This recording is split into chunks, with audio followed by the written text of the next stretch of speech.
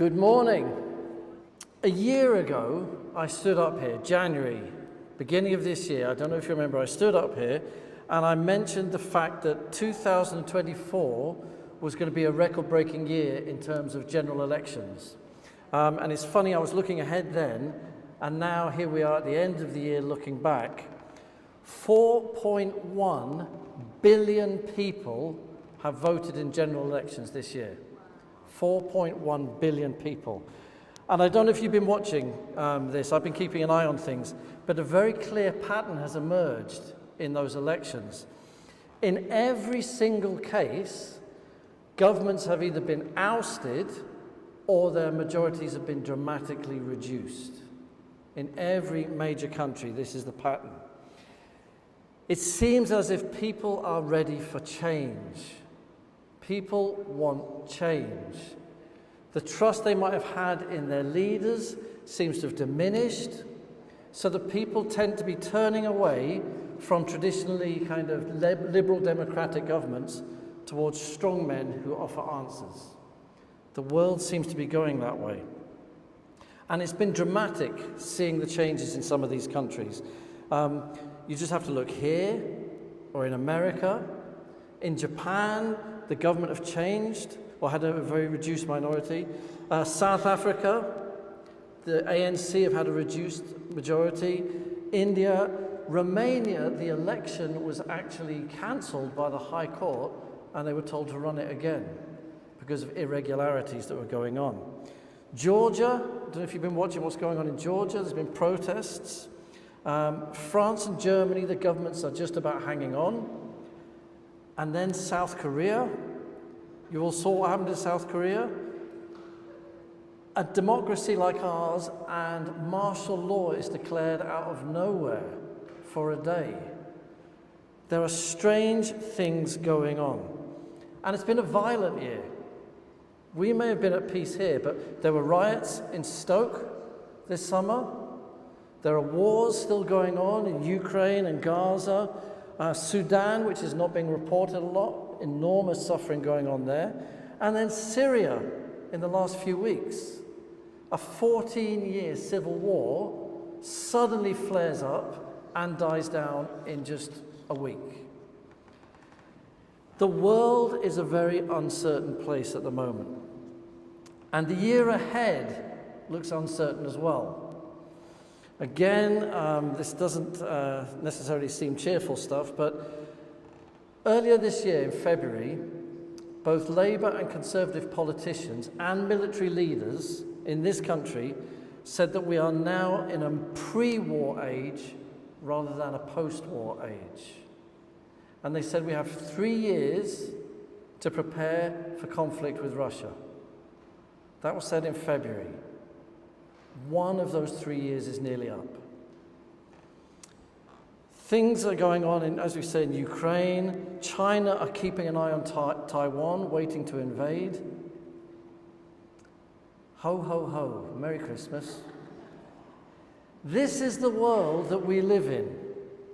It's a world that is uncertain, it's a world that's violent, and it's a world of sudden and surprising changes. Now, in the midst of all this, I don't know about you, but I find it easy to be afraid. If you are a parent or a grandparent and you see what's going on, I find it very hard not to be afraid. I think of my son in his 20s and I think about what could happen. I feel fear. So it's easy to be fearful in this world of today. What's that got to do with Christmas? Everything. Absolutely everything. This Sunday, the third Sunday in Advent, is traditionally called Gaudete Sunday. Did you all think that when you came to church this morning? I'm going to Gaudete Sunday. Gaudete means joy. This is the Sunday of joy. And yet, the world does not look very joyful. I think you'll agree. So what do we do as Christians? Do we just put our fingers in our ears and sing la la la la la, or maybe fa la la la la, hoping that it will all go away? Is that what we do? No, that cannot be what Christmas is about. Christmas cannot be about getting away from the world.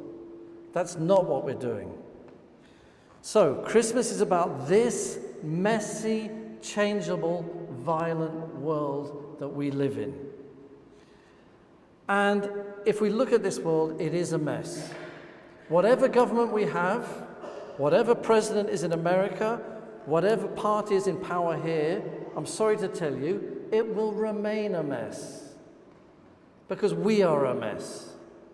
And so when we lead things, we make a mess of them. The thing is, when the principalities and powers of this world that were made to worship God turn away from God, they will always turn inward, and they will promote themselves, and the world will suffer. And the same with us. When we who are made to worship God turn away from God, we will turn inwards and promote ourselves, and we will suffer. That's just the nature of things. Now, we were made to be co-creators with God. So everything we made was meant to have His image on it. And yet, when we're turned away from God, everything we do bears our image. These are a few headlines that I've taken from different news websites over the last few months about different political leaders. Don't know if we're going to get those up. Now notice the phrase that appears in each of these, in His image. Let's have the next one. Keir Starmer, in his own image. The next one, Trump, in his image. These are secular news sources. Putin, in his own image. Can you see the themes coming up here? President Xi in China, in his own image. These are secular news sources. The leaders are shaping the world in their image. Whose image is the world meant to be in? Not these leaders. It's meant to be in the image of the God who created it. So what's going on? Now, to understand this, we're going to turn to a book that is not one that you often hear preached about. It's not one that we're often comfortable with, and it's certainly not a very Christmassy one. It's the book of Revelation. We're going to look at the book of Revelation at Christmas. It's an unusual book to look at. But Revelation 13, it's an interesting image. It presents us with, Revelation is an unveiling, a revealing, so we can see through the curtain of what's really going on in the world.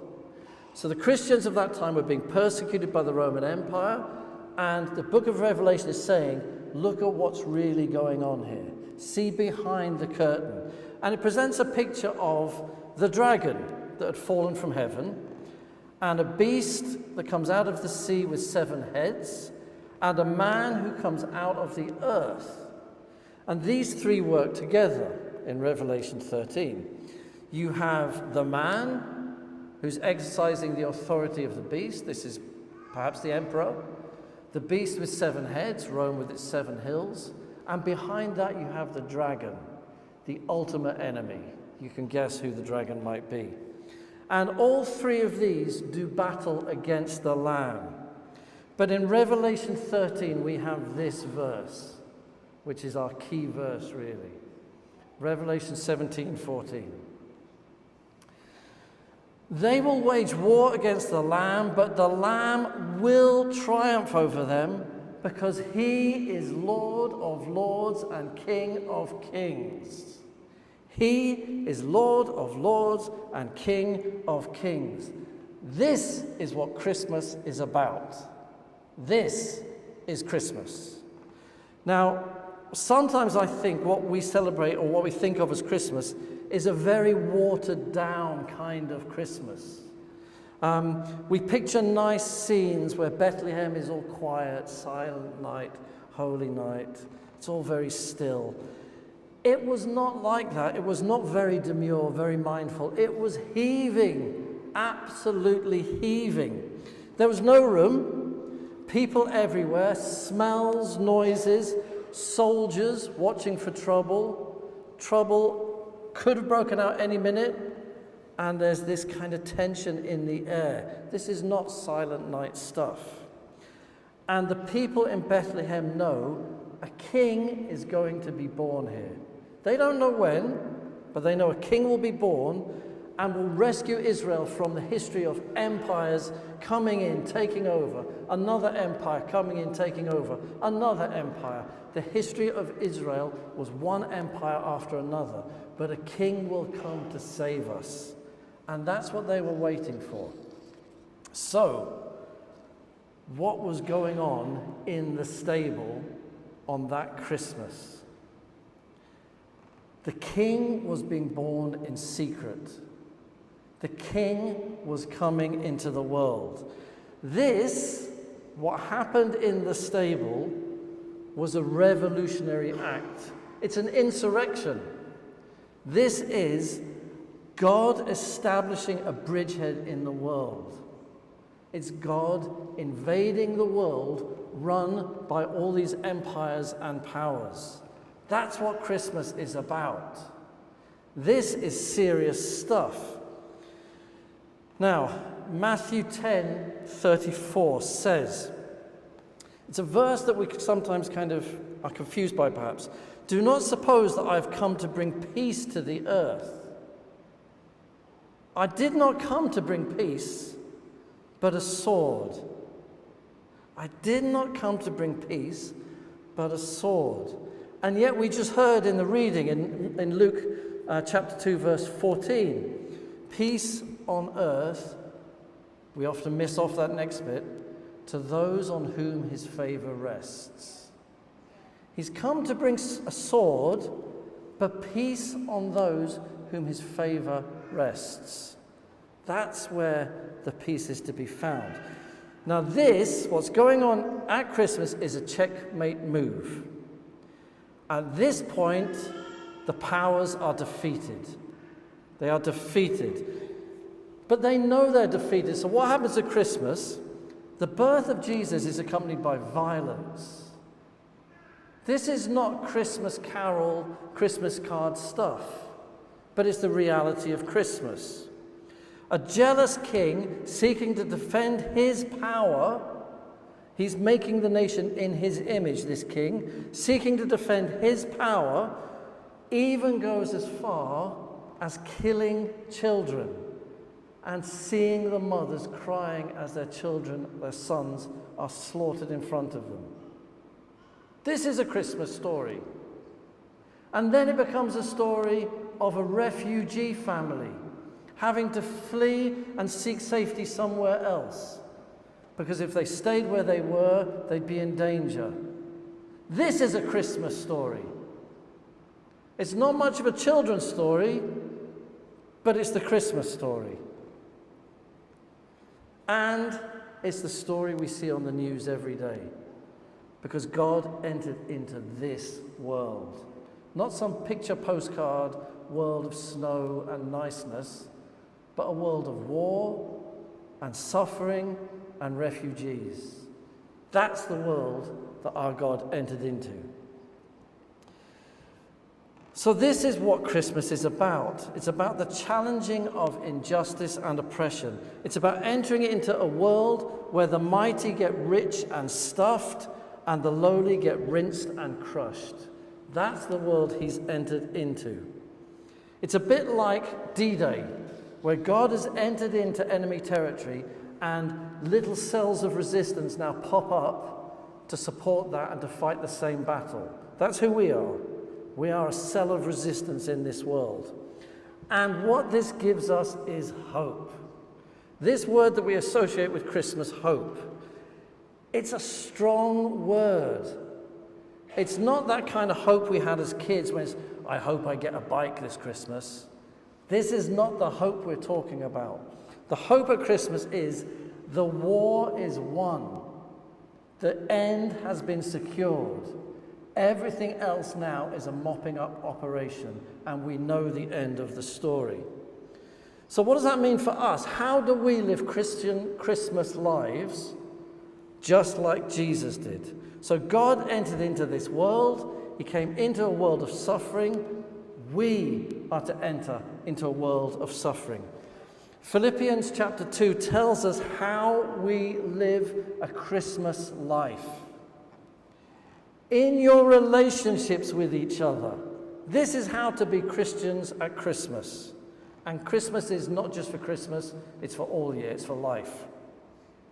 In your relationships with each other, have the same mindset as Christ Jesus, who, being in very nature God, did not consider equality with God something to be used to his own advantage.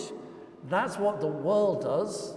I'm going to get power and I'm going to make things in my image. No, he did not consider it something to be used for his advantage. Rather, he made himself nothing, taking the very nature of a servant, being made in human likeness, and being found in appearance as a man, he humbled himself by becoming obedient. That's how we live a Christian Christmas life. Jesus could have used the principle of empire. He could have done the same thing as those leaders. We know this. The big temptation in the desert in Matthew 4, Satan takes him to the top of the mountain. The devil took him to a very high mountain. This is the dragon who owns all the powers in the world, that is the prince of this world. Took him to a very high mountain and showed him all the kingdoms of the world and their splendor. All this I will give you, he said, if you will bow down and worship me.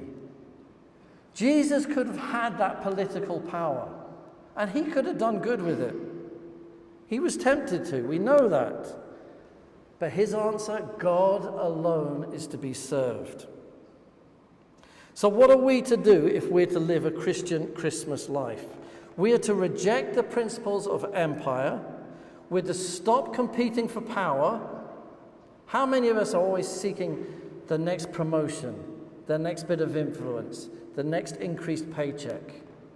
We are supposed to be going the other way. We're supposed to reject the principles of competition. Stop trying to rule over other people.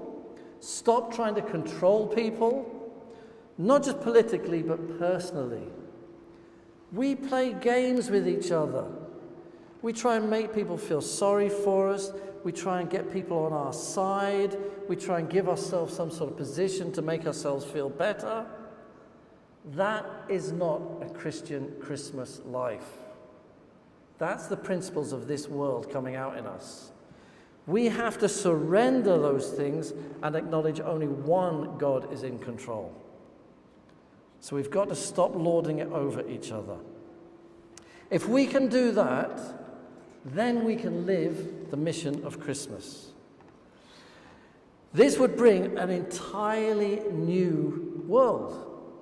Can you imagine if everyone lived according to those principles of loving each other, putting other people first, not seeking position and authority, but always pointing to the one true God? We have this in the Christmas story, the Magnificat, the Song of Mary in Luke chapter 1. This is what she says. He has performed mighty deeds with his arm. He has scattered those who are proud in their inmost thoughts. This is Christmas. He has brought down rulers from their thrones, but has lifted up the humble. He has filled the hungry with good things and has sent the rich away empty. This is the Christian Christmas message. Not all nice, fluffy, snowy scenes, but the humble being lifted up and the mighty being brought down. We saw in Luke, it says, peace to those on whom his favor rests. Jesus tells us who this was in Luke 4. The Spirit of the Lord is on me because he has anointed me to proclaim good news to the poor. He has sent me to proclaim freedom for the prisoners, recovery of sight to the blind, to set the oppressed free, to proclaim the year of the Lord's favor. Peace on earth for those on whom his favor rests. If you want his favor to rest on you, you need to be one of the poor. You need to be with the prisoners. You need to be with the blind. You need to be with the oppressed. Not with the kings and the mighty and the powerful. Because he did not come to bring peace, but a sword. This is Christmas. So at Christmas, what do? We tend to withdraw. We all do this. We have time off work, we shut the door, we turn on the oven, we turn on the TV, and we leave the world outside. That's good, we all need that. But that's not Christmas. That's family, and that's lovely, and that's good, and that's necessary. But Christmas should be when we go out into the world like God entered into the world. Christmas for Christians should be a launch pad to send us back out into the world, not to withdraw from the world. Christmas is a recommissioning of Christians in their mission. How often do we think like that when we come to Christmas services? I want to be sent out into the world to serve like you did. That's Christmas. That's a Christian Christmas life. If we give in to the kind of commercial Christmas, we're accepting a lie. Because what the world will do, the world will turn down the threat of Christianity. It will make Jesus stuck in that crib as a baby who cannot speak. A baby who cannot speak is no threat. Suddenly, Christmas and the Christian message of Christmas becomes very tame and very safe and very nice. And yet Jesus said he came to bring a sword. So we've got to be careful that we don't accept the world's definition of Christmas. What we have in Christmas is the Lord of Lords and the King of Kings entering into the world. The Lord of Lords, the King of Kings, the President of Presidents, the Prime Minister of Prime Ministers, the Leader of Leaders, those who claim the world as their own and will use their power to oppress. A God of justice couldn't stand by and watch that. So the King of Kings has come to break that power. That is the source of our hope. And that, incidentally, wasn't that amazing how much money was raised by the women a few weeks ago? Nearly £1,400 for Open Doors. Now, this idea of power, that's why every power in the world will sooner or later either seek to control Christians, persecute Christians, silence Christians, or kill Christians. Every power in the world will do that. Even if you think we live in a safe country for Christians, just look at how Christianity is tamed and controlled, because then it's not a threat. And every source of power in the world will try to control Christians, because what Christianity is saying is there's another power. The power does not lie with those in this world who claim the power. There's another king. And that will always call into questions the empires of this world. But what did the angel say? Do not be afraid. Do not be afraid. You can look at the world, by all means, see what's going on, but keep your eyes on the king. Do not focus on the chaos, focus on the king, and do not be afraid. Yes, the world is a mess. Yes, the world is dangerous. Yes, the world is violent. The world is not worse than it was. We can often think, oh, the world is worse than it's ever been. If you lived in various points in the past, you'd think today was paradise. But the world is bad. There's bad stuff going on in the world. But do you know what? God so loved the world that he sent his Son. We are called to love the world. We are called to go out into the world and tell them that the King of Kings has come. That the King of Kings has come to give freedom to the oppressed, to change the power structures, to bring down the mighty who would oppress people, and to raise up the broken and the blind and the persecuted and the oppressed. This is Christian Christmas. The message of Christmas is, Jesus is Lord. The world is not. He has defeated the world. Jesus is Lord. Amen. Amen. Happy Christmas. Gaudete, joy, because he has won the battle. And that's what we celebrate when we look at the stable. God bless you. Have a wonderful Christmas.